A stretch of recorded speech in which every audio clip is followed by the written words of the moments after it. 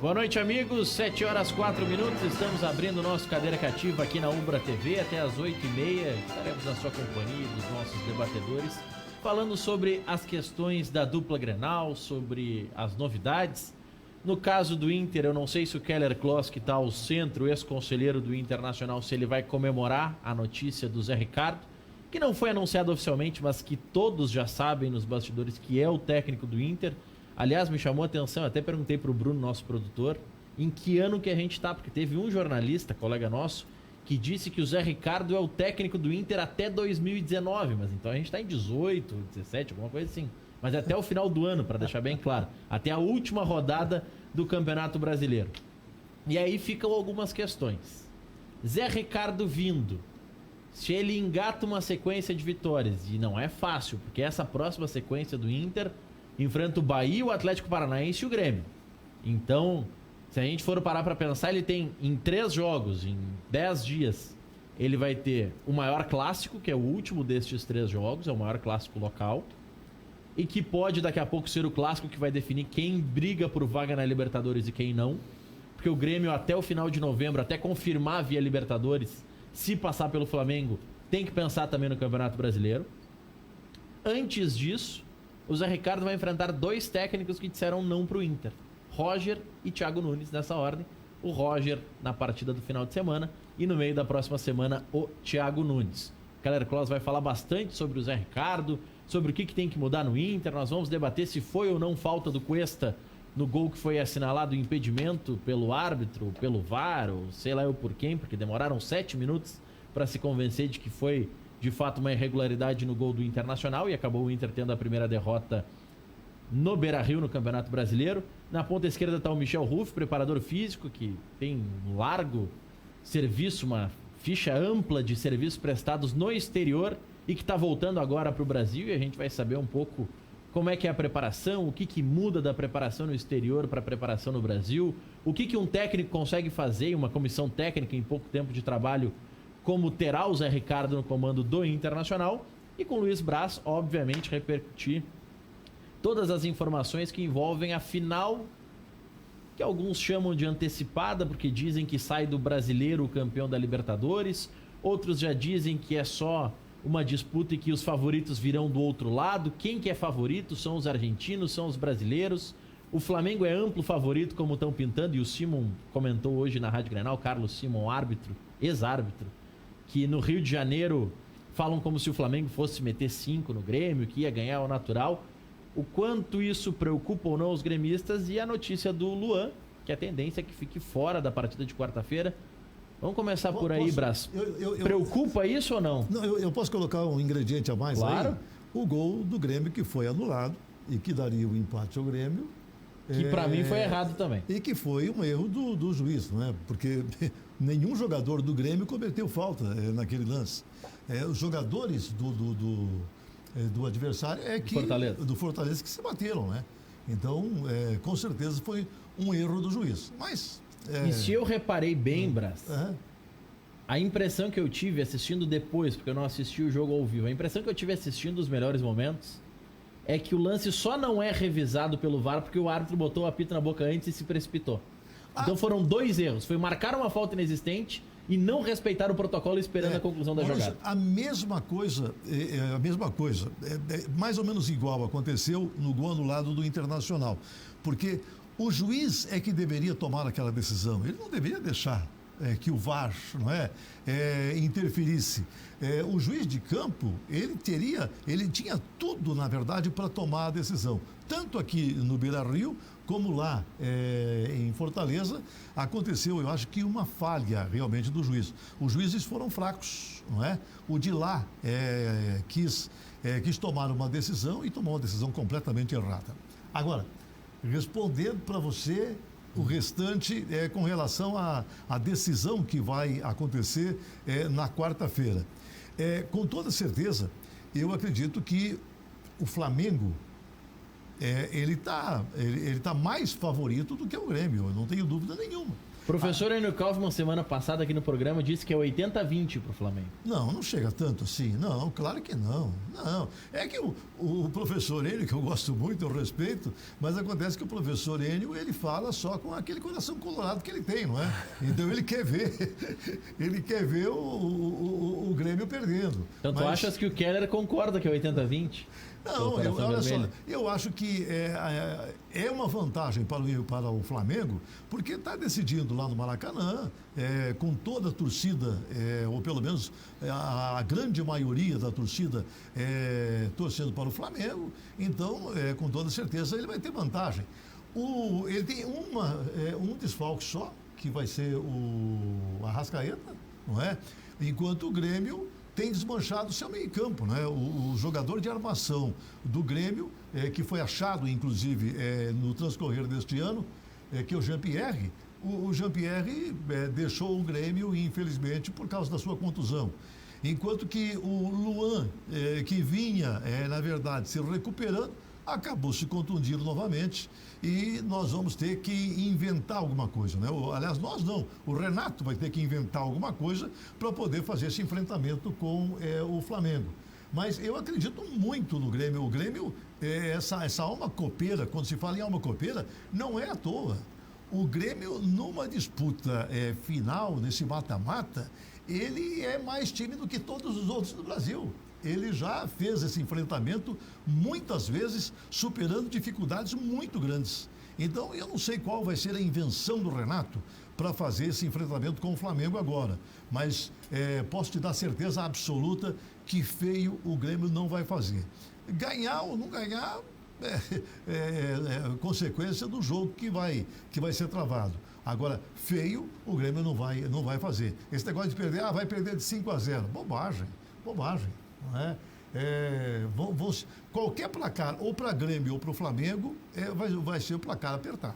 Eu esperei um pouquinho para deixar o Keller falar sobre o Zé Ricardo, que aliás teve agora a confirmação oficial do Inter, então a partir de agora é oficial, já foi divulgado pelo clube que o Zé Ricardo é o novo técnico do Internacional até o final do ano, mas eu deixei justamente, até porque a chamada do nosso Facebook instigava o torcedor a falar sobre, porque nós passávamos a pauta do programa. E alguns estão na seguinte linha, Keller. Milton César Mânica, a direção do Inter perdeu o rumo, estamos à deriva. Rodrigo Lisboa, direção do Inter perdeu os cadernos.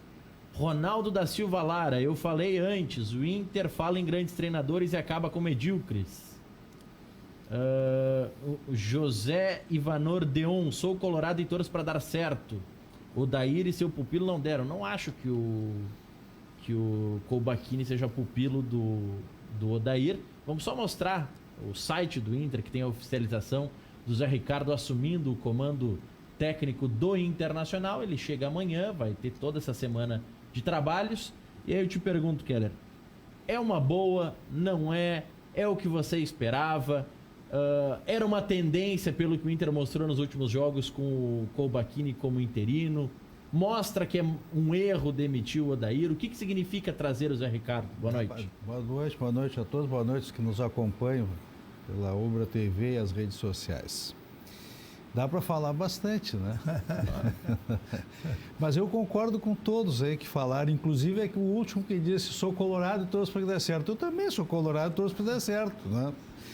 Mas eu podia meter a colher na questão do Grêmio, mas antes eu dizia assim, eu também vou acrescer alguma coisa no jogo do Vasco.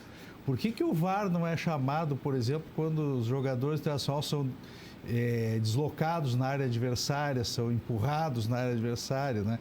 Que houve o zagueiro quando foi concluir e foi antigamente ser chargeado, né? De carga, de charge, né? De inglês, de chargeado de carga. Sofreu uma carga por trás, o menino, o zagueiro internacional, e não chamam VAR, não chamam nada. Agora, na área, quando o gol é do Internacional, chamam VAR, né? Chamam VAR para anular. No caso contrário, o VAR não chama. O VAR tem que não chamar chama. O VAR. É isso aí. Bom, mas assim, eu lembrei quando falava o Brás falava do Grêmio, né? Eu lembrei da passagem bíblica, né? Que assim, o temor ao Senhor é o princípio da sabedoria, né? Então é o seguinte, eu acho que o Grêmio tem, óbvio, vai entrar em campo, tem chance de ganhar do Flamengo, né? Mas o Flamengo é um time superior hoje, né? Agora o Grêmio pode ganhar do Flamengo. Mas me parece que as chances do Grêmio aumentam na medida que ele assimilar e entender que o Flamengo é melhor time do que ele. Porque se ele chegar lá com aquele negócio que não, nós jogamos fora como jogamos em casa, não temos medo do Flamengo, nós vamos ganhar do Flamengo, eu acho que aí é uma, digamos assim, é uma posição arriscada. Certamente. E eu colocaria assim, embora a diferença não seja, porque o Grêmio está bem mais próximo, né? O Internacional, quando foi jogar contra o Barcelona, o Internacional disse, vamos lá, vamos tocar o Barcelona, porque o Barcelona, né? É claro que não ia dar certo. Então, para ter a mobilização total, então a primeira coisa que ele tem que entender é que realmente o Flamengo tem o melhor time que o Grêmio. Não é que venha jogando, ele tem porque os jogadores têm mais qualidade. E outros, os jogadores são todos jovens, os jogadores todos têm força física, né? E têm habilidade técnica também. A maioria dos jogadores são tecnicamente superiores.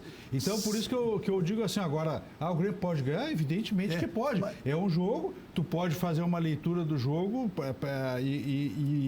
e fazer, digamos assim, uma estratégia de jogo e pode superar o Flamengo, óbvio. Deixa eu só contrariar, meu amigo, só num item, que você disse assim que os jogadores do Flamengo são superiores. E eu coloco para você, o Grêmio tem uma zaga que eu acredito que seja a melhor zaga do Brasil, que é o Jeromel e o Kahneman. E aí, olha, a zaga... Mas não é a melhor linha defensiva, né? A zaga do Flamengo é boa, mas ela não é superior à zaga do Grêmio. O Maicon, ele é, na verdade, superior ao... como chama o cabeludo lá do Flamengo? O William Arão. O Arão. O Maicon é superior ao Arão. Não é? Mas o Arão consegue marcar os 90 minutos. Então já está resolvido. O Grêmio tem time melhor e vai ganhar o jogo. Mas eu não estou dizendo. Na verdade, o Flamengo. Boa noite a todos os telespectadores. Na verdade, o Flamengo ele é mais time não só que o Grêmio, né? Mais time que todos os clubes, na minha opinião, que todos os clubes brasileiros e inclusive aos que estão na semifinal da Copa Libertadores. Agora, nada impede do Grêmio ganhar. Ou até mesmo com empate, o Grêmio com empate de 2 gols, 2-2, o Grêmio se classifica. Sim, então, concordo. Acho que isso também está na estratégia do próprio Grêmio, do Renato, sabendo que com um resultado de 2 gols, né, de empate com 2 gols, estaria classificado para a grande final. Mas eu vou ratificar e fortalecer a minha opinião que o Flamengo, a minha opinião é que ele é o melhor time do Brasil e não só uma opinião, estatisticamente é o melhor. Então, pelo que vem fazendo no Campeonato Brasileiro. Não, ele vem sendo o melhor time do Brasil, tanto é que ele faz quantos jogos seguidos que o Flamengo não perde, não é? Desde que ele perdeu para o Bahia. Ele não perdeu para mais ninguém, não é? Agora, que ele pode ser superado? Claro que sim.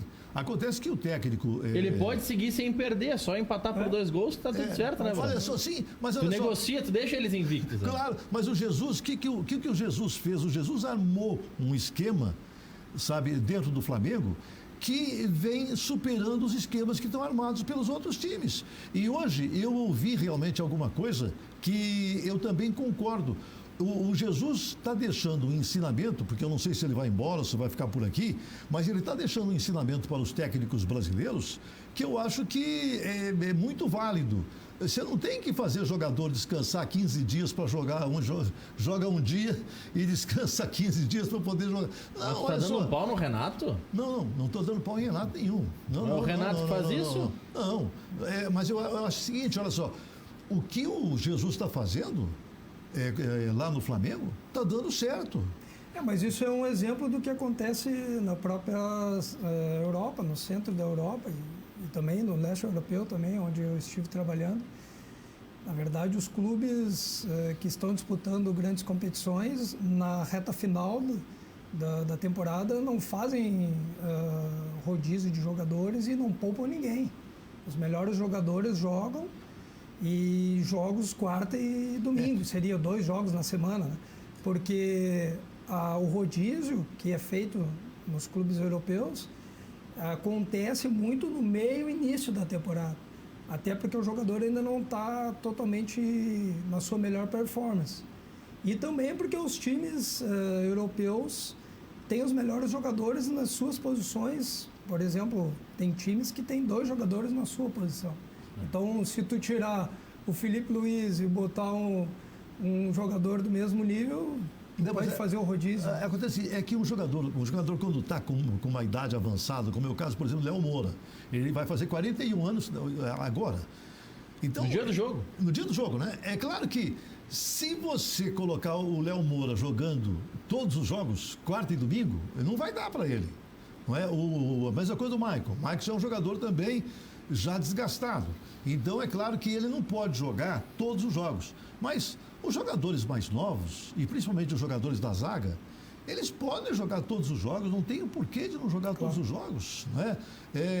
Mas eu acho que o Renato tem acertado em muita coisa, não posso criticar o Renato, porque o Renato empilhou títulos no Grêmio, não é?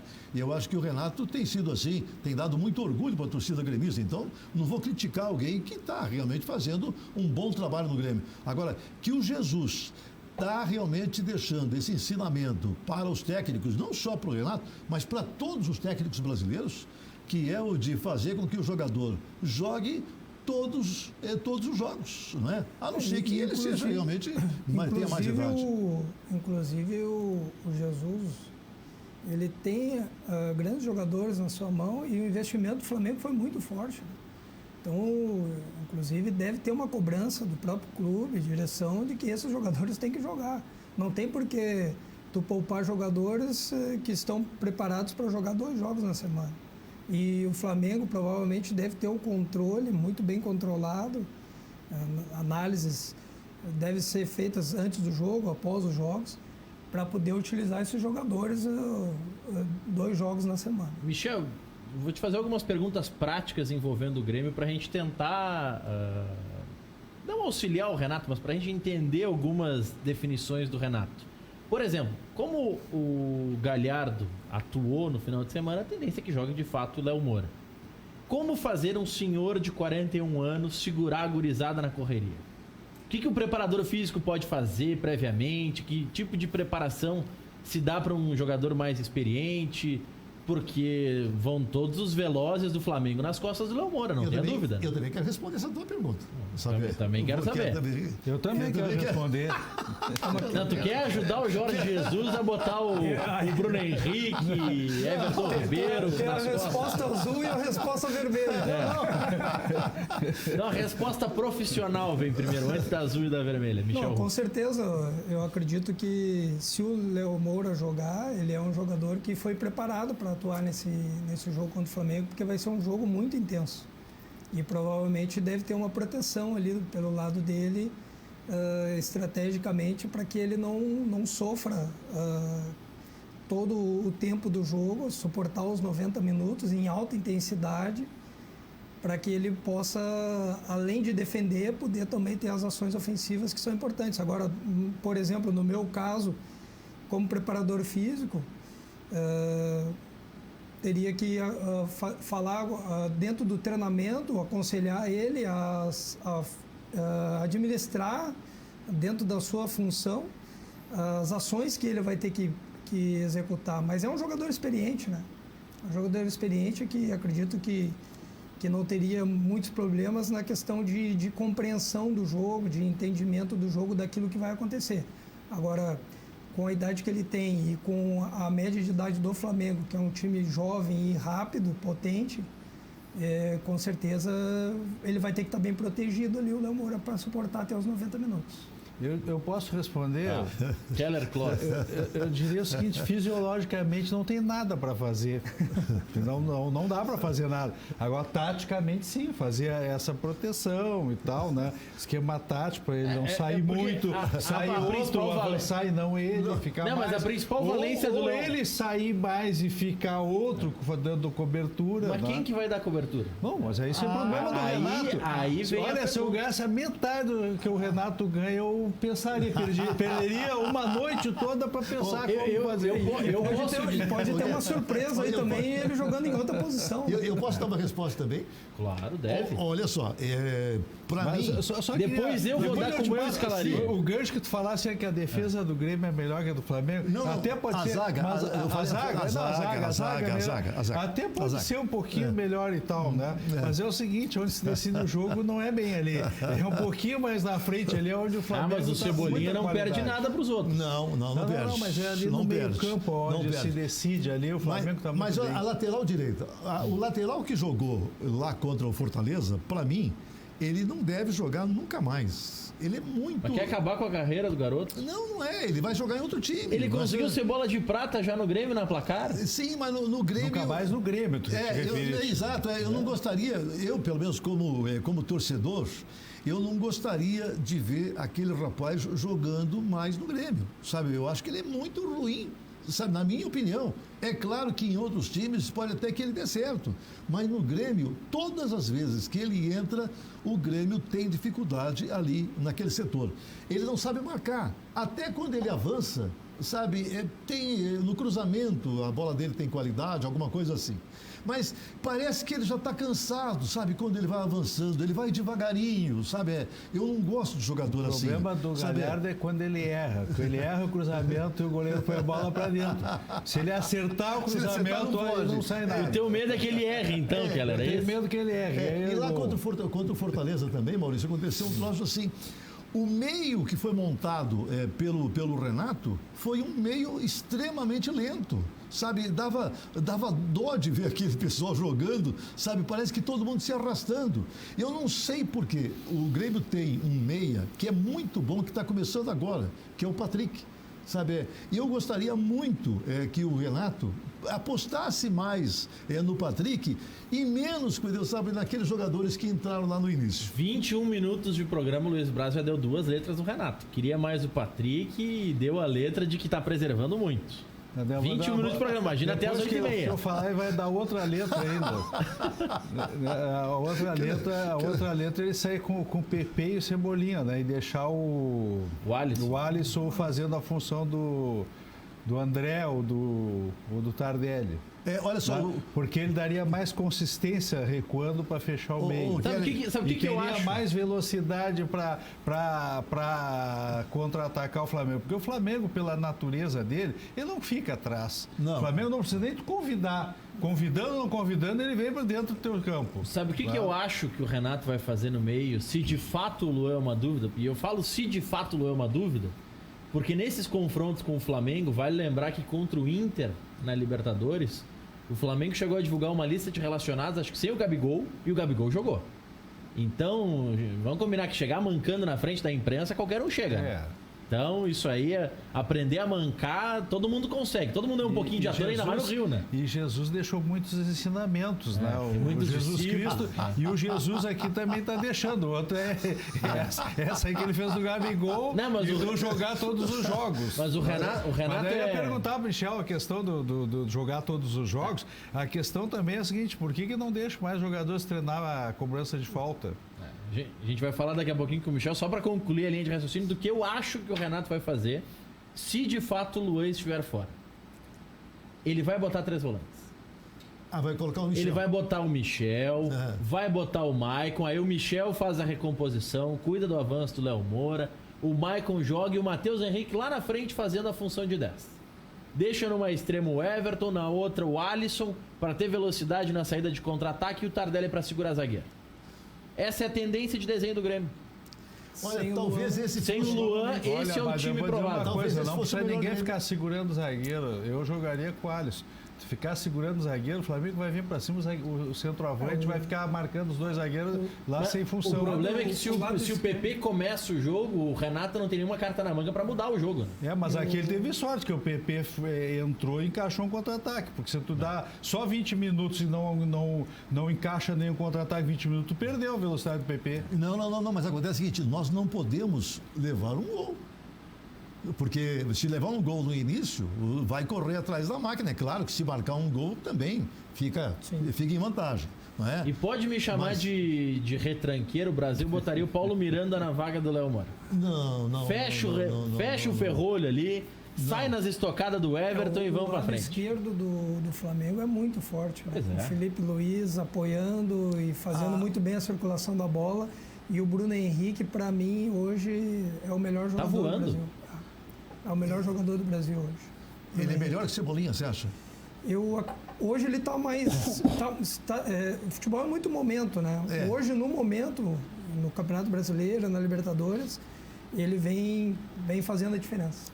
Eu acho o seguinte... Não estou dizendo que o Cebolinha não possa fazer. Pode também. Sabe, mas hoje o Bruno acredito Henrique que no Flamengo acontece o seguinte, como o Felipe Luiz é muito craque, eu acho ele um grande jogador, o Felipe Luiz.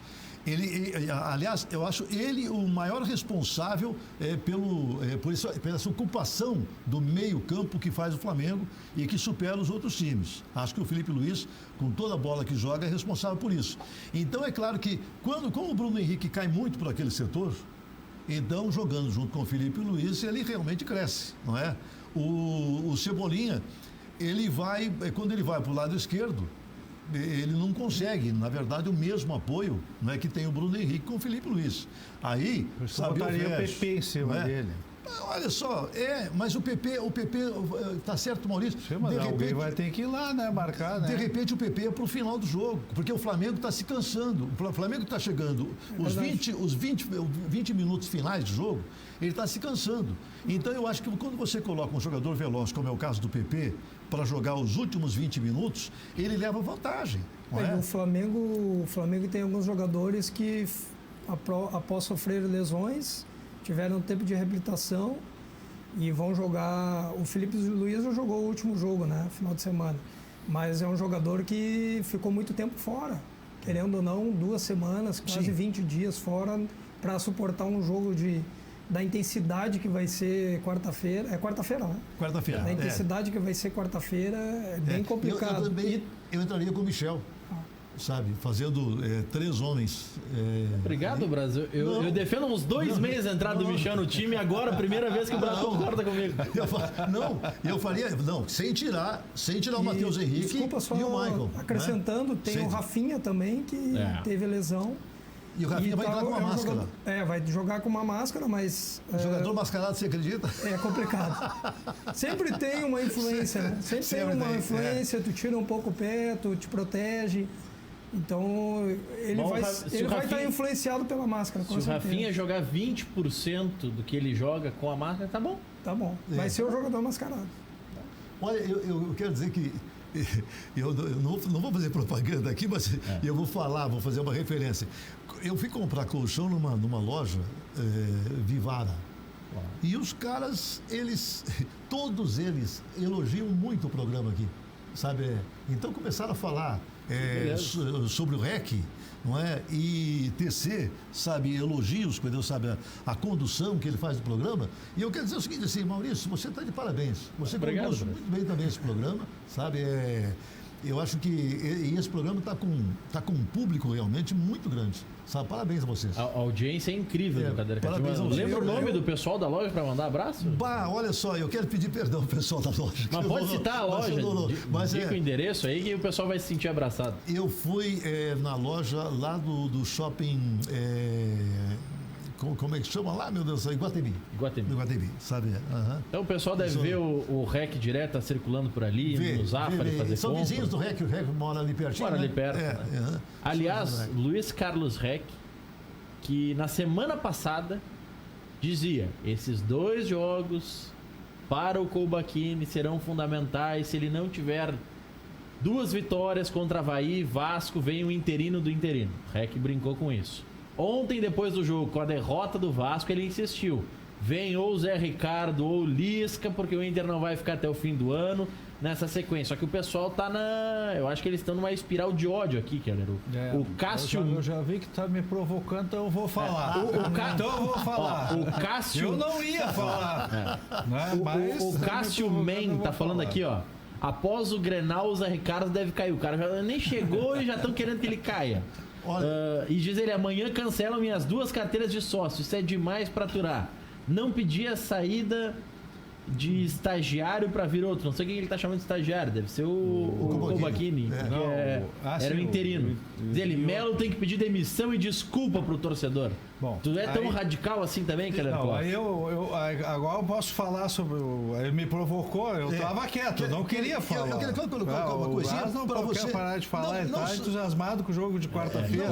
Vai lá. Só para você responder também, eu acho uma injustiça quando eles falam que o Odair, não falhou no Internacional. Eu acho que o Odair é um vitorioso. Ele pegou o Internacional numa fase muito ruim e ele fez o Internacional disputar praticamente quase todos os campeonatos lá na ponta. Com o Odair, o Inter estaria com certeza na Libertadores. Então, eu acho que ele foi muito bem. O que eu quero colocar é o seguinte, eu agradeço o convite de participar do programa hoje, porque há poucos dias eu estive aqui, logo depois que caiu o Odair, e eu disse, olha, eu custo acreditar que eles não tenham já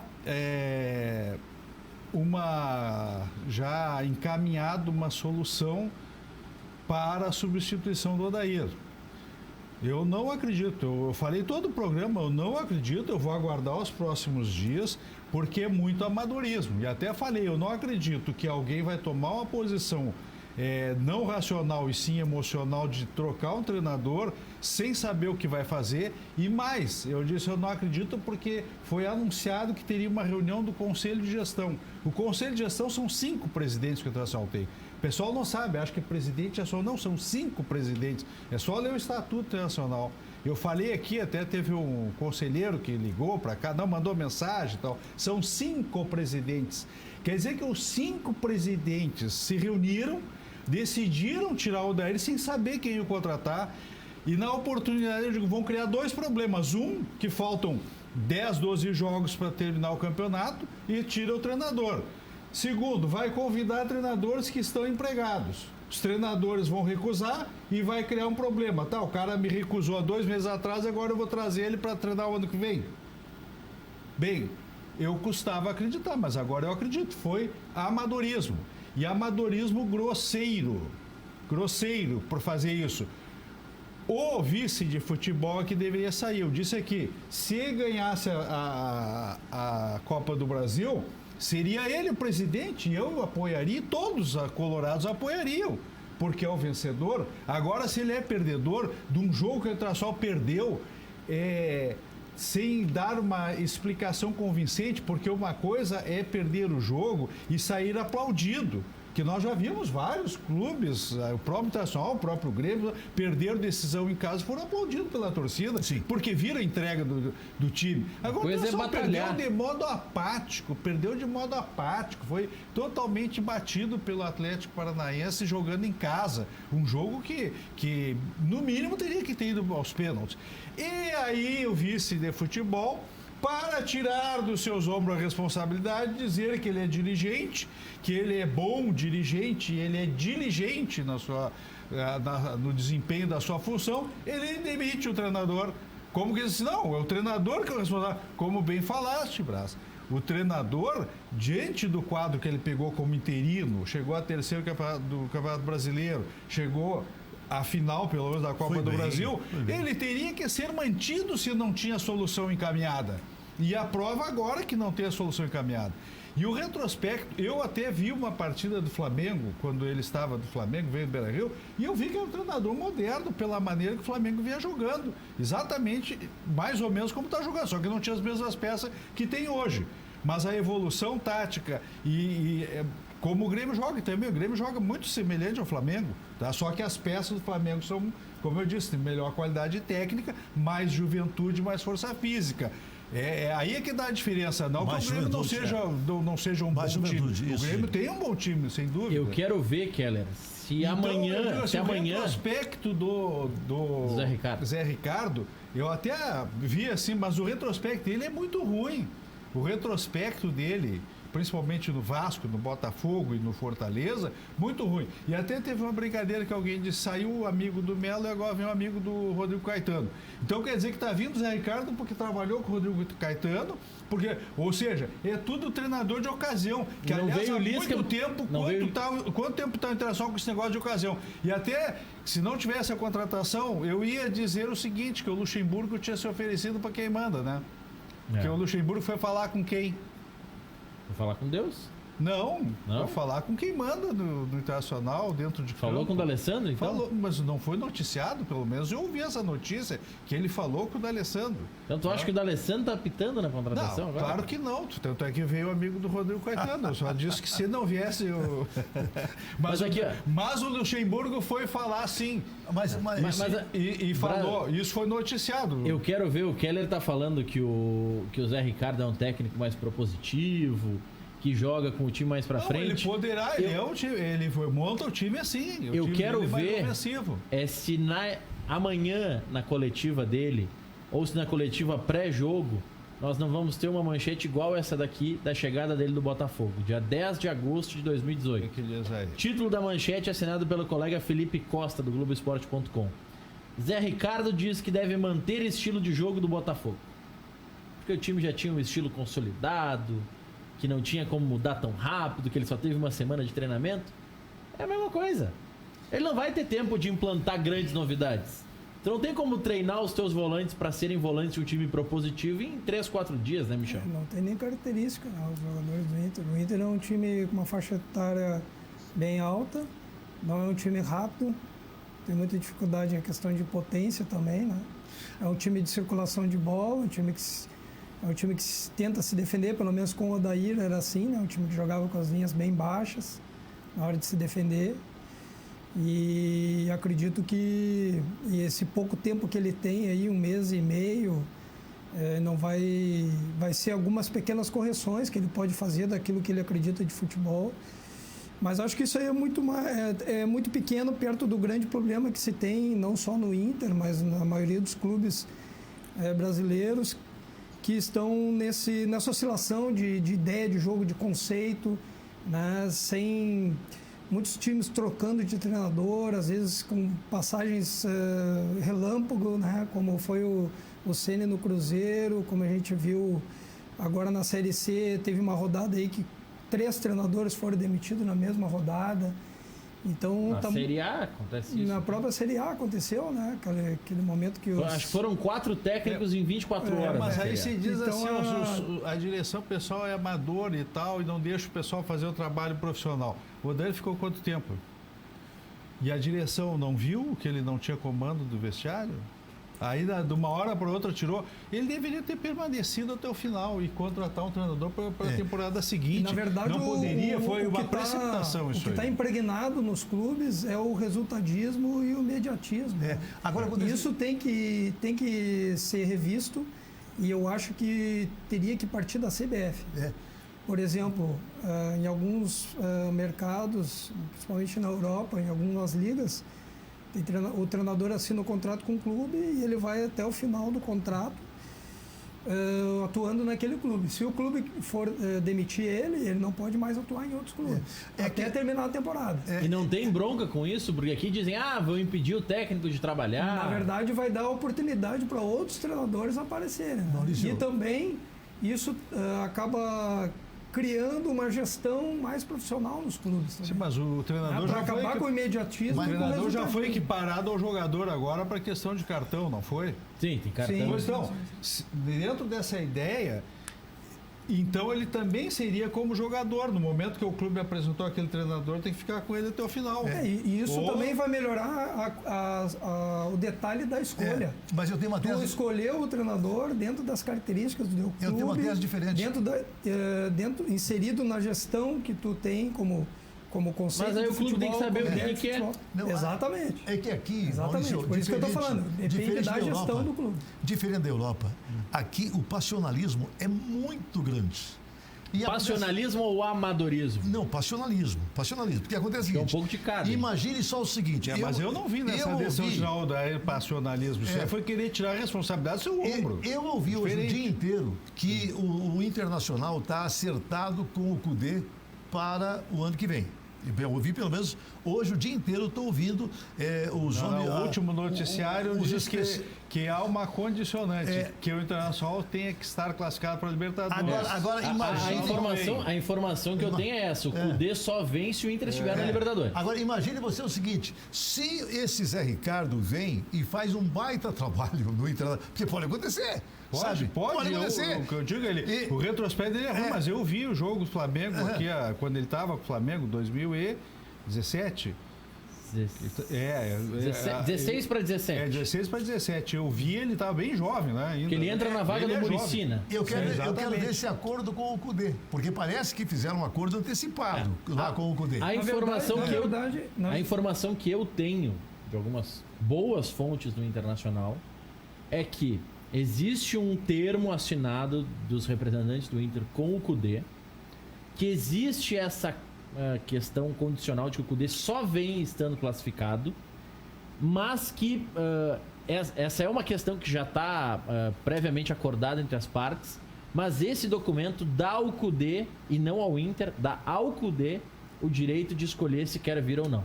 Daqui a pouco, se o Cudê decidir que quer vir e o Inter não quer de fato que ele venha porque o Zé Ricardo fez um trabalho excepcional, talvez o Inter tenha que pagar alguma multa, alguma coisa assim. Mas o Inter tem hoje internamente o seguinte discurso: o Cudê só não virá se não quiser. Mas nessa linha que vocês estão falando, pro Zé Ricardo, é o que eu entendo da fala de vocês, pro Zé Ricardo é melhor ter uma campanha mediana do que uma extraordinária. Na mediana, talvez ele não vá para Libertadores e possa mas isso se explica, porque exatamente nesse sentido explica essa contratação do Zé Ricardo. Por quê? Porque se o Cudê não vem, que o Internacional não chega a Libertadores, ele já tem treinador para o ano que vem, que fica o próprio Zé Ricardo. E na verdade, o Inter já tem uma ideia de jogo. Claro, se for mediano. O Inter tem uma ideia de jogo que foi implementada pelo Odair. Isso a gente não pode negar. Mas não é se ideia de jogo. Se estava dando certo ou não, a gente tem como resultado que não deu certo. Mas chegou até a final da Copa do Brasil, inclusive jogando bem, né? Me lembro muito bem do jogo contra o Cruzeiro, que o Inter era destaque, inclusive. Então, o Inter tem uma ideia de jogo. Vai depender do que o Zé Ricardo vai conseguir fazer nesse determinado número de jogos que tem até o final do campeonato. Por quê? Porque nós temos como exemplo o Thiago Nunes, que assumiu o Atlético Paranaense como interino, no meio de uma competição, um time que estava em queda livre para lutar para ser rebaixado, e virou no que virou. Né? Então, como o senhor falou, os detalhes de... às vezes o interino dá certo. Às vezes o tapa-furo dá certo. Dá. Mas aqui, esse jogo que o senhor citou contra do Inter, contra o Cruzeiro estava numa fase que era muito ruim, sabe? Ele estava todo desajustado. Agora mas ali diziam, Brás, que era mais fácil o Cruzeiro classificado que o Atlético Paranaense. Que era mais fácil o Inter ficar fora da final do que o Grêmio. Não, naquele momento eles estavam desajustados e os jogadores não estavam muito afim de jogar também. Essa é verdade. Mas isso não é toda a verdade aí. Por que não é toda a verdade? Porque contra o Palmeiras Internacional, amassou o Palmeiras do Beira-Rio. E o Palmeiras também estava em grande fase.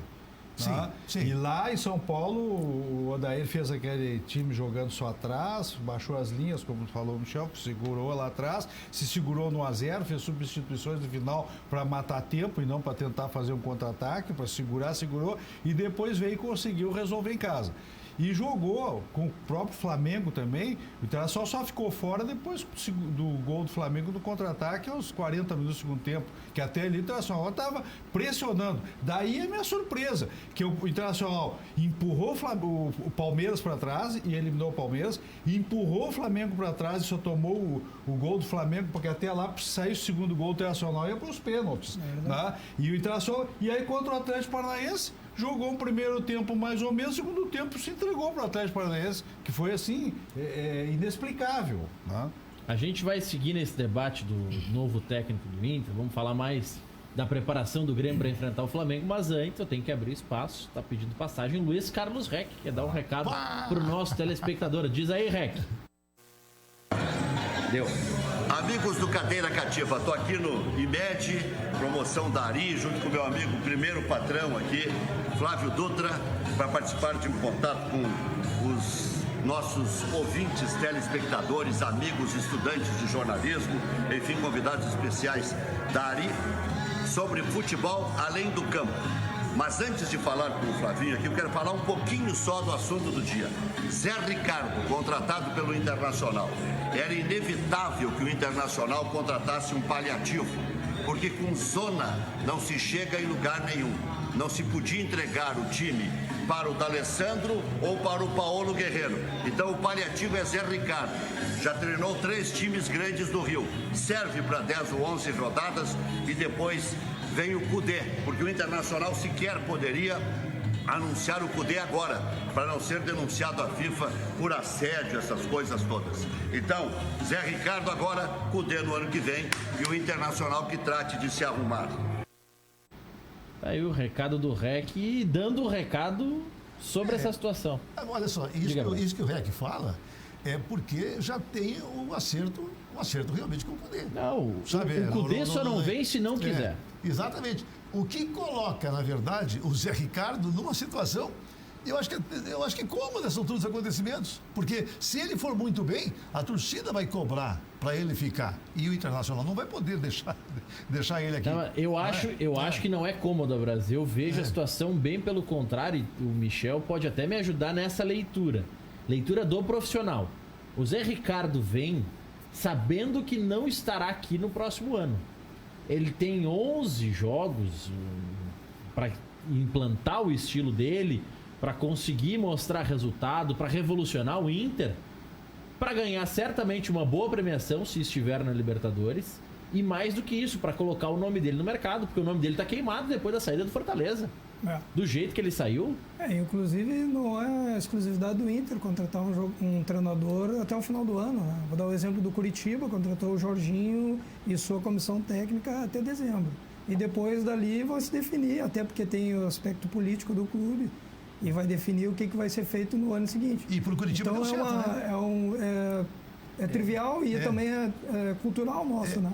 Mas isso demonstra, Brás. Está para subir. Está tentando. Isso demonstrou, ficar essas 3 rodadas com o Colbachini, demonstrou que foi precipitada a saída do Odair. Sem Porque dúvida. mesmo que não tivesse uma solução de um treinador que viesse para terminar o ano e para o ano seguinte, o próprio Zé Ricardo, que estava no mercado à disposição, já poderia vir imediatamente a saída do Odair com esta condição, né?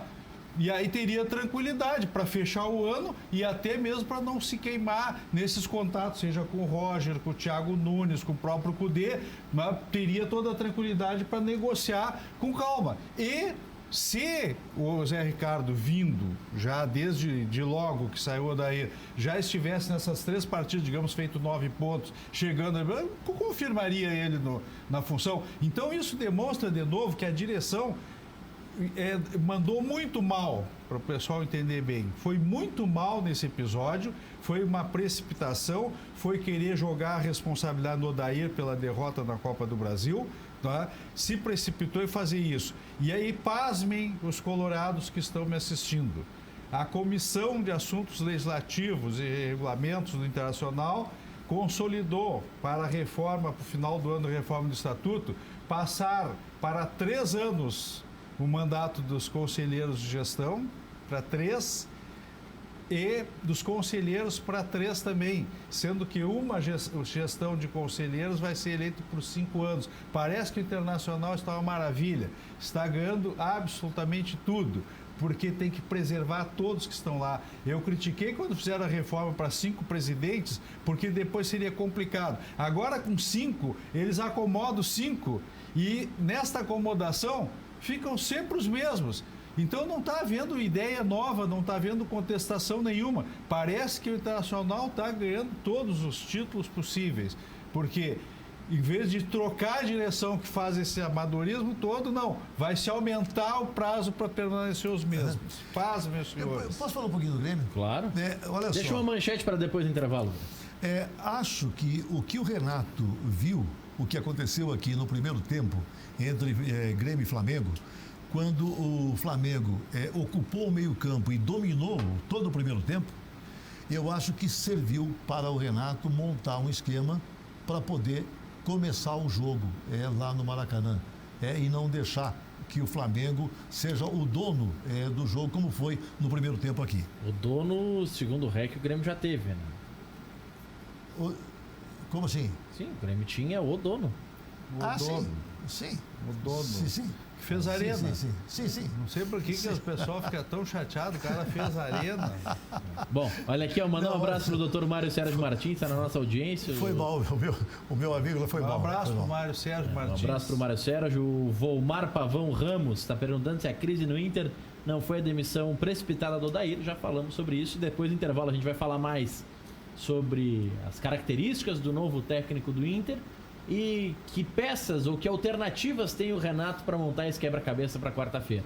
Já voltamos. Teis de volta com o nosso Cadeira Cativa, recebendo na ponta esquerda o Michel Ruff, preparador físico, ao centro Keller Klose, ex-conselheiro do Internacional, Luiz Braz, aqui na ponta direita, ex-conselheiro do Grêmio, ex-vereador de Porto Alegre, porque não futuro vereador de Porto Alegre. É muito ex. Eu tenho que mudar isso.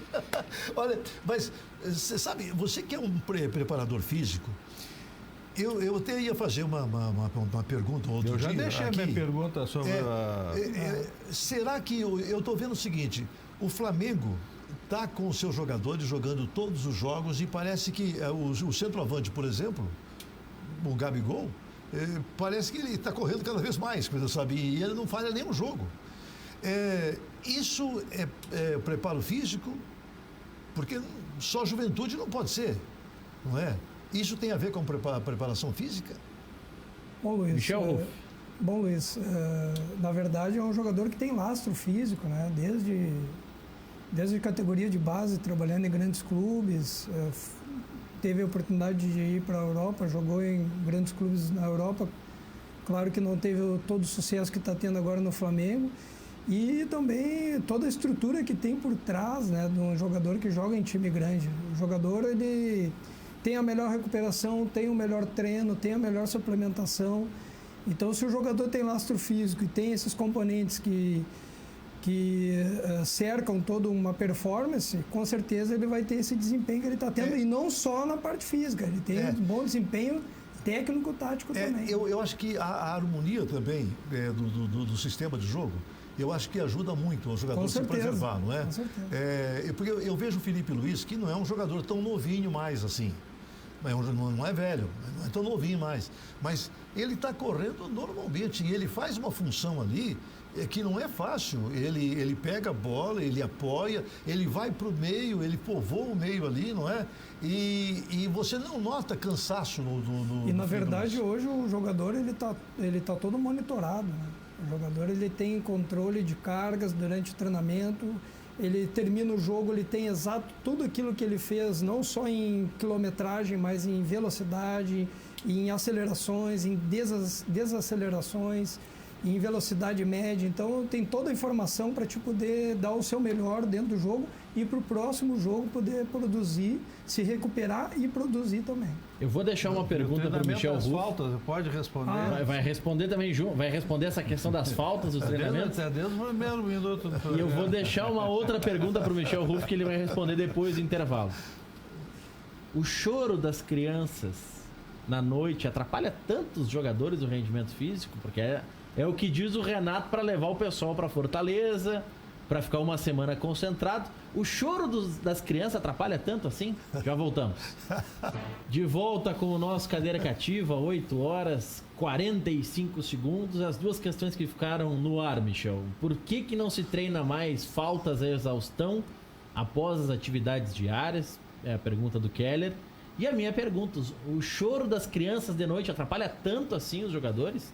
Para valer a pena levar eles para Fortaleza, encarar a viagem que encararam, é a viagem mais longa da Série A. Depois tiveram ainda o contratempo do voo que atrasou 3 horas para sair para ir para o Rio de Janeiro. Valeu a pena todo esse contratempo por culpa do choro das crianças, Michel? Olha, parece que vamos ter que fazer que nem na China, né? Só pode ter um filho por família, né? Para as crianças não chorarem no quarto. Mas, não, é importante o descanso, é importante o repouso.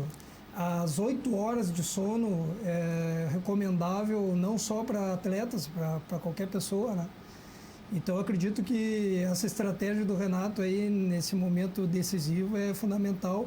E olha que tá até leve a coisa, porque eu, na minha época, a gente concentrava, quando eu trabalhei muito tempo atrás aqui no Brasil, a gente concentrava 2 dias, né, antes dos jogos. Agora tu tá indo um dia antes, viajando, fica hospedado no hotel e depois vai pro jogo. E claro que tem essas turnês, né? O Grêmio fez uma turnê, agora foi até Fortaleza, voltou direto para o Rio, não veio a Porto Alegre, mas são estratégias de logística que às vezes ganha jogo. É verdade. Mas E também em relação- espírito de corpo no momento decisivo não funciona também, manter Claro, todo mundo claro. concentrado juntos, Claro, né? também, Motivação essa questão de do grupo, espírito de né? equipe. Exatamente. que é E um- também um aspecto importante é a própria alimentação, né? Tu ficando hospedado no hotel, tendo todo o controle nutritivo. Eu acho que o André não facilita. está se alimentando bem, o André, eu acho. É, Sabe? tem- Porque é por isso. ele não aguenta. Olha, quando ele vai chutar uma bola, a bola já sai fraquinha, entendeu? O Sabe? André é pela alimentação, os outros é pelo choro das crianças. E a falta, Agora, Michel, em relação à falta, E qual eu o melhor- sou a favor. Eu nunca tive problema em relação a treinamento pós-treino, nessa questão técnica. Claro que às vezes acaba saindo um pouco do objetivo, né? A gente sabe que alguns jogadores extrapolam e acabam... Se tu vai fazer um trabalho de falta e vai estar focado para aquele trabalho, deve ser feito e tem todo o apoio, no meu caso, todo o apoio do preparador físico. Agora, se tu vai fazer esse trabalho sem estar concentrado, onde tu não está vendo que vai ter produção nenhuma naquele trabalho complementar depois do treinamento, eu sou a favor de que não tenha. Agora... É que tem hoje- jogador que opta por não treinar porque eles têm que comprar o leite das crianças, tem que comprar o leite em pó, entendeu? Não, Das crianças. hoje o que está... Pra não pegar fila no mercado. Hoje o que está influenciando a minha muito... pergunta é porque hoje tu vê assim, os jogadores não têm cobrador, os times não têm mais O Grêmio cobrador tem o de falta. Jean-Pierre. É verdade. Casualmente o Jean-Pierre tem, mas por um dom ou dele. outro, exatamente, um ou outro, mas vem cá, mas E o Guerreiro Pode- no Internacional também sim, bate bem. Fala, sim, mas já é um veterano também. Mas E assim, aí ó, a gente tem deveria ter exemplos. mais jogadores Aí a cobrando gente- falta. É e aí- nesse ponto. Não, eu sou a favor. Até a gente tem exemplos do Oscar, né, que arremessava mais de 2.000, fazia mais de 2.000 arremessos depois do treino ou antes do treino. Rogério Ceni fez mais de 100 gols, né, acredito, em batendo falta. Depois do treino ia lá, ficava batendo falta meia hora, 40 minutos, 1 hora batendo O falta. Rivelino no ano passado. que era Rivelino fantástico. também, botava com a mão, né? É. Então, na verdade, também o que tem interferido um pouco é a questão dessa parte de mídia dos jogadores. Hoje o jogador termina o treino, já quer sair rápido do campo, já quer ir para o vestiário, já tem algum evento para fazer, já tem que controlar o seu próprio Instagram, sua própria rede social, e isso tudo vai atrapalhando e vai tirando o jogador do treino, que é a parte principal, seria o momento onde ele deveria permanecer mais tempo.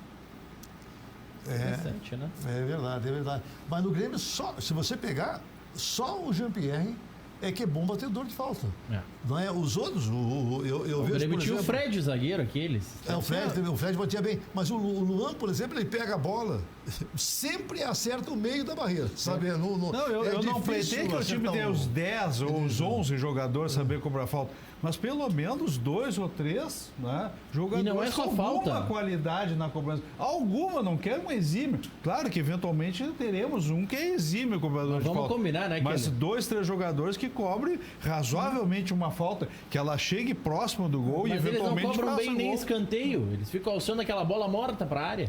Não, o Isso- pior é que quando eles querem colocar no segundo pau e dão rasteiro no primeiro, né? Esse que é o mais triste ainda. E isso é treinamento. Eu me lembro muito bem do Gavilã, Diego Gavilã, que nunca tinha se destacado no Inter batendo falta e começou a treinar. Começou a treinar todos os dias depois do treino, não todos os dias, mas a grande maioria dos dias treinava após o treinamento. Até tinha o Chico Fraga, que era o treinador de falta do Internacional. Sim, foi por muito tempo. E ele teve evolução e acabou fazendo gol, acabou tendo um bom desempenho, não só faltas frontais, mas faltas laterais também, e escanteio. Acabou se tornando um bom batedor de falta por treinar. O Falcão foi outro também, né? Que treinou e ficou um bom cobrador. Não era aquele exímio, não era o Zico. Mas era um bom cobrador de falta também. Batia bem na bola dessa. Mas, sim, mas isso é treinamento, né? Com certeza. Deixa eu atualizar os nossos telespectadores. Já tem 35 minutos de bola rolando. Bahia e Ceará tá 0-0. Óbvio que pro Inter o ideal é que o Bahia não consiga uma vitória nessa partida, porque é o próximo adversário, vai vir embalado e tá brigando por vaga na Libertadores. E o Botafogo tem 7 minutos de bola rolando contra o CSA. Também está empatando em 0-0 o jogo no Rio de Janeiro. E Luiz Braz, a dúvida que tem o Renato, me parece que é central a peça do Luan. Estando o Luan à disposição, mesmo que não 100%, você colocaria ele contra o Flamengo? Ou bota aquele sistema com 3 volantes, adianta um pouco o Matheus Henrique, segura um pouco o ímpeto do Flamengo? O que Luiz Braz Portaluppi decidiria? Olha, eu não colocaria o Luan se o Luan não estivesse 100%. Porque, é claro, o Luan 100% é um grande jogador. Mas o Luan não estando 100%, ele já nos deu mostra em outros jogos, em outras finais, de que ele não é aquele jogador assim que vai resolver o problema. Então, eu faria aquela solução que você deu lá no início. Eu entraria com o Michael, o Michel e o Matheus Henrique mais à frente, não é? Porque eu acho que o Michael não pode deixar de jogar. O Matheus Henrique também não pode deixar de jogar, porque são grandes jogadores. E o Michel, eu acho que ele ajudaria muito a fazer as coberturas ali, não é? Tanto para o lateral direito, não é? O nosso Leonardo Moura, o Léo Moura e o Galhardo. O Cortez. E o Cortez, Então, eu acho que eu entraria assim, sabe? Porque eu acho que nós temos uma zaga muito boa. E o resto do meio para frente, Alisson, Everton e Tardelli? Alisson, Everton e Tardelli. Eu acho que desses 3, o Tardelli ainda, ele reveza momentos assim muito bons e outros assim que parece que não é o Tardelli que está jogando. Mas, em todo caso, pode acontecer. É um jogo lá no Maracanã, todo mundo quer se mostrar no Maracanã. Quem sabe o Tardelli vai ser realmente o Tardelli nos 90 minutos. É isso que nós esperamos. Se isso acontecer, eu acho que o Grêmio realmente tem uma chance muito grande de fazer frente ao Flamengo e sair com uma vitória de lá do Rio de Janeiro. Acho que sim. Tu não quer entrar pro meu time e defender o Paulo Miranda na vaga do Léo Moura? Não. Olha só, se você notar... no jogo contra o Fortaleza, o Paulo Miranda, ele mostrou que ele não é um zagueiro confiável, sabe, para jogar um jogo desse. Ele foi muito mal e ele arrastou com ele o David Braz, porque o David Braz é um grande zagueiro, mas jogando junto com o Paulo Miranda, e eu acho que ele foi arrastado também e ele não fez uma boa partida. Tanto é que ele foi responsável, aquele primeiro gol que o Grêmio levou, não é? Meu Deus do céu, não pode deixar o atacante antecipar daquela forma, não é? Numa bola que está cruzada. Eu acho que jamais o zagueiro pode deixar o atacante fazer um gol como aquele. Aí eu quero saber de vocês, depois do intervalo, o seguinte: Keller Kloss, Michel Ruff e Luiz Braz. O Braz, no início do programa, questionou a decisão do árbitro de campo, que apitou uma falta que só ele viu, mas que apitou uma falta e invalidou um gol do Grêmio. No caso do Beira-Rio, o Sandro Meirahit, que é um dos árbitros recentemente, da história recente do Brasil mais gabaritados, esteve envolvido no protocolo do VAR, fez Copa do Mundo, tem todo um know-how e hoje é comentarista. O Sandro Meirahit disse que, para ele, existiu uma falta do jogador do Vasco, mas quem deveria apitar é o árbitro de campo e não aguardar o vídeo. Eu concordo mais com o Carlos Simon, que diz que não houve falta naquele lance, que foi um choque normal, uma trombada normal, e não marcaria o Simon falta naquele lance, não invalidaria o gol do Inter. Eu também não invalidaria. Mas eu pergunto a vocês, quem agiu correto? O árbitro que achou que viu uma falta e apitou, e a falta não existiu? Ou o árbitro que achou que viu, e aí eu parto da imagem de que o árbitro chega a colocar o apito na boca no jogo Inter e Vasco, mas ele decide não apitar e espera o VAR. quem que nos agrada mais ou quem que nos desagrada menos? Porque na Inglaterra, isso nem seria debatido. O gol do Inter seria validado, o gol do Grêmio seria anulado e depois a comissão de arbitragem diria, teve um errinho aqui, outro errinho ali e passaria tranquilo. Aqui a gente quer o mínimo detalhe do VAR. Quem tá certo? O que apitou o que viu e viu errado ou o que não apitou o que acha que viu e depois parou o jogo 7 minutos para anular um gol? Já voltamos. O que vocês acham conceitualmente menos pior? Árbitro como o do jogo do Grêmio, que apita antes do final da jogada porque ele viu que teve uma falta que não existiu, ou o árbitro que espera, deixa tudo rolar e depois revisa no VAR e usa essa bengala? Os dois são muito ruins. Porque acontece o seguinte, contra o Grêmio, ele tirou pontos do Grêmio numa falta que não existiu e ele deveria ver. Não é? Se ele não viu, ele deveria chamar, deveria pelo menos consultar alguém, porque com certeza foi muito claro o lance para que ele realmente não apitasse. É que a minha impressão é que ele apitou antes da bola entrar, por isso que ele não pode revisar com o VAR. E no caso do jogo do Internacional, para mim, eu acho que realmente o Cuesta, ele faz ali, ele comete a falta antes. Ele bate no jogador e ele faz um strike ali, não é? E o strike vai terminar lá no goleiro. O goleiro, na verdade, você pode ver que ele também tem uma queda por causa da queda dos outros jogadores. Mas, em todo caso, juiz, deveria, na verdade, apitar a falta ou não apitar. Ele não precisava chegar, sabe, né, lá no VAR. Acho que também foi uma falha, com toda certeza, falha de arbitragem. Árbitros fracos, infelizmente. Tá, mas o que é menos pior, Kelly? É o que apita, o que viu errado? O pior é apitar, porque o que está havendo esse protocolo, ele está sendo totalmente desvirtuado. Porque o que está acontecendo na prática? O protocolo é que quando os jogadores fazem uma pressão no árbitro e o árbitro põe a mão no ouvido. Botou a mão lá no microfone, no fone de ouvido e pronto, já pede socorro pro VAR. Então, na verdade, quem está chamando ao desafio que eu propus aqui no programa, deveria ter no mínimo assim, 2 desafios. O juiz apita. O VAR chama só nos casos extremos ou o time tem 2 desafios. Por tempo. Então ele pode parar o jogo, eu quero que se reveja tal lance. Mas aí eu não posso fazer cera com o desafio? Não, só um pouquinho. Se tu chamar um desafio e não for teu favorável, tu perde o seguinte. Então tu só vai usar o desafio quando tu realmente acha que é uma situação grave que está sendo praticada. Então tu vai desafiar. Se tiver razão, mantém o segundo desafio. Se não tiver razão, perde o segundo desafio. Porque na prática, os times estão fazendo o desafio a todo momento. Por quê? Porque cria uma confusão em volta do árbitro, o árbitro se vê pressionado, põe o dedo aqui no fone de ouvido, e aí, bom, nisso ele está chamando o VAR. O que está sendo? Está sendo o desafio. Quando o protocolo manda que seja chamado o árbitro de campo pelo VAR em caso de expulsão, ou em caso de anulação, ou em caso de pênalti. Que seja, que haja uma grande possibilidade. E esse desafio está ocorrendo na prática, mesmo sem o VAR lá da cabine ter chamado o árbitro. O que me parece que está acontecendo. Então, nesse ponto, eu prefiro que o árbitro decida.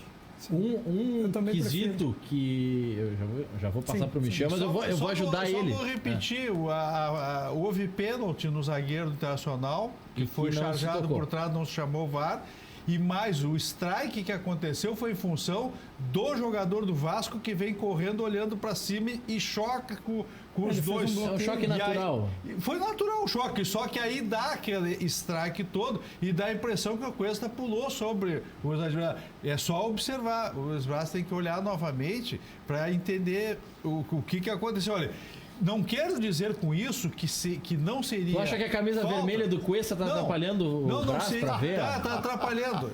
Não, porque é o seguinte, o que eu vou chegar à conclusão é o seguinte, que pode até dizer assim, não, mas houve pênalti. Tudo bem, mas no mínimo era um lance totalmente duvidoso. Se marcasse ou não marcasse, estaria bem. Mas o árbitro deveria fazer. Aí, Tem uma questão que o Sandro Meirahit já colocou, e eu cito ele porque ele participou do protocolo do VAR nas primeiras elaborações, que eu acho, o conceito dele eu acho correto, e eu quero passar a bola para o Michel para ele responder essa pergunta, trazendo esse conceito. Na visão do Sandro Meirahit, que é o início do protocolo do VAR, se o árbitro do VAR tem que olhar em mais de 3 câmeras para achar o suposto toque, não é um erro claro. No critério do Sandro Meirahit, que era o critério inicial do VAR. Ok, o árbitro tem que olhar 360 graus para ver se não é uma ilusão de ótica, mas o critério do Sandro. Se o toque, eu tenho que procurar 3, 4, 5, 6 câmeras para achar o tal do toque, é porque não é um erro claro.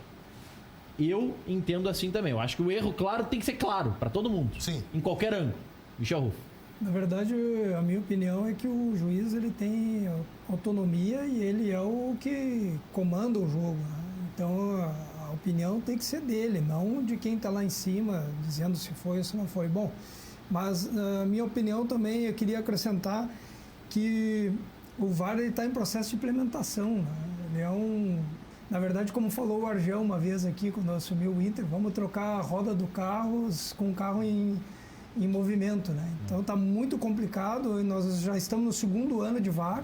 O Argel que tá trocando o pneu em movimento lá do CSA, teve o Luciano Castan marcando um gol contra, tá? Botafogo 1-0. Então lá não conseguiu trocar bem. Fez o gol agora. Fez o gol o Botafogo. Ele tirou agora. as rodas e não colocou, né? Depois o Daí teve que dar uma arrumada. Aí vê que não fixou bem ali a prova. Então eu acredito que nós teríamos que passar ainda por uma capacitação dos árbitros. Nós deveríamos Por que na Inglaterra definir o funciona? protocolo. Por exemplo, eu vou dar na Inglaterra funciona porque os árbitros estão capacitados para executar o VAR. E o VAR já não é mais algo novo na Europa. O VAR já vem antes da Copa das Confederações, já se tinha a utilização do VAR. É que a Premier League, ela tinha o VAR em todos os jogos do ano passado, mas sem atuação, só para teste. Exato. Então ela treinou durante uma temporada os árbitros. Foi feito um teste piloto, um projeto piloto, né, de se utilizar o VAR para se incrementar o sistema e agora está se utilizando. Mas no caso de impedimento... Só queria acrescentar que, para mim, o grande erro do VAR é os lances que ninguém vê. O árbitro não vê o lance e aí o VAR chama e dá um pênalti ou dá uma falta anulando um gol. Esse, para mim, é o erro crucial. Eu já vou passar a bola. Eu já vou passar a bola pro Brás, porque... Você pega assim, ó. O VAR é nota 10 com relação a impedimentos.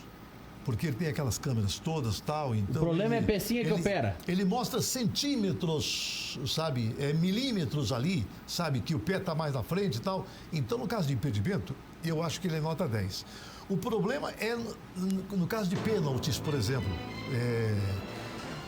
Porque depende muito da interpretação do árbitro, sabe? O Brás está defendendo o VAR em impedimento, porque teve 3 contra o Flamengo que foram marcados. Não, mas eu vou dizer uma coisa, eu acho muito perigoso, Deu recado porque final. Depende o ponto que bater na bola, se adiantar um pouquinho mais, como os jogadores estão em movimento, teria que ter uma tolerância ali de alguns centímetros. Quer dar um palpite para quarta? O final quarta? é que eu estou torcendo porque o Zé Ricardo faça uma grande campanha. 2-1 pro Grêmio. 2-1 pro grande palpite do Luiz Brás. Michel. Eu vou de 1-1 e o Grêmio ganha nos pênaltis. Bom palpite. Eu tenho terça, tenho quarta. Quer dar palpite, Keller? Olha o que era.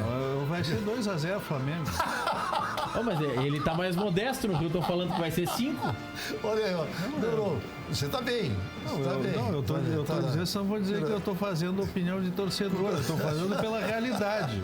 Obrigado, Michel. Obrigado, Keller. Obrigado, Luiz Brás. Obrigado a você pela audiência. Amanhã, 19 horas, tem mais. Boa noite.